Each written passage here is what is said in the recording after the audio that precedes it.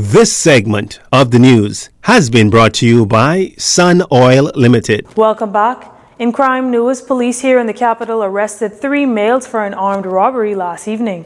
We're told that shortly before 11 p.m., officers from the operation unit armed with a search warrant went to a residence on Bernard Road. While there, they conducted a search of a residence and a vehicle. As a result, the officers found several license plates that were associated with the recent armed robbery. 3 male suspects were arrested. The vehicle was also impounded. Investigation into this matter continues.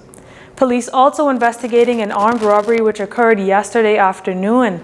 Officers say shortly after 2 p.m., 2 males, one armed with a handgun, entered a convenience store situated on Wolf Road and demanded cash. The manager complied with the assailant's request.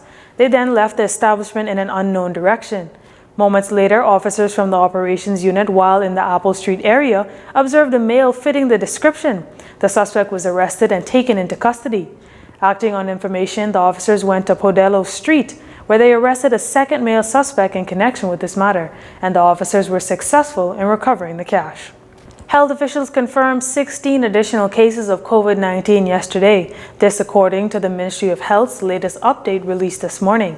8 of those new cases here in the capital and 8 on Grand Bahama. 10 of those new cases are male and 6 female. There's 1,404 active cases of the virus, 11 of which are in hospital. All are considered moderately ill. The ministry also reporting the death of a 55-year-old female on New Providence. This death was recorded yesterday with no details. The death toll remains at 164. 325 tests were completed that day, 303 came back negative, 3 were repeat tests, and 3 had inconclusive results. To date, at least 47,265 tests have been completed. Amidst the COVID-19 numbers in the country trending downward, Minister of Health Renwood Wells says officials are anticipating increase in COVID-19 numbers after the upcoming holidays. He says this much to reporters just ahead of the weekly cabinet meeting yesterday. We're monitoring it. We're looking at it. We did expect a slight uptick in the numbers from folks who would have gone away during Thanksgiving. Bahamians love to shop, in Florida, especially on Black Friday. And so we expected that there would have been maybe perhaps a small uptick. We did see a little bit of that, but the numbers are trending in the direction we expected to go now. We are monitoring and looking that after the Christmas holidays, when all of us get together with our families and we're supping together and we're connecting, that there may be an uptick again in the number. With a significant decrease in numbers, Prime Minister Dr. Hubert Minnis recently issued a relaxation of a number of COVID-19 protocols ahead of the holidays. However, last week, the Ministry of Health recorded an increase in cases. We would have seen an increase in cases on the 9th and the 10th.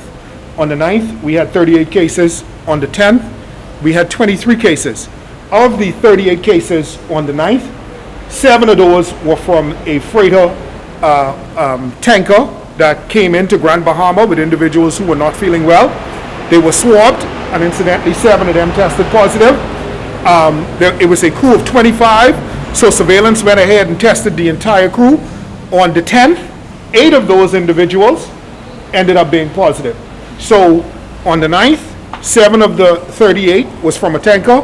On the 10th, 8 of the 23 was from a tanker. The Ministry of Health says the surveillance team, which was originally at the Melia Hotel, was moved to a more secure building to continue to do the work of the Bahamian people and are seeking to ensure that they have the requisite surveillance team and all the equipment in place for any eventual surge in cases. You're watching JCN News. Stay with us. This segment of the news has been brought to you by Sun Oil Limited.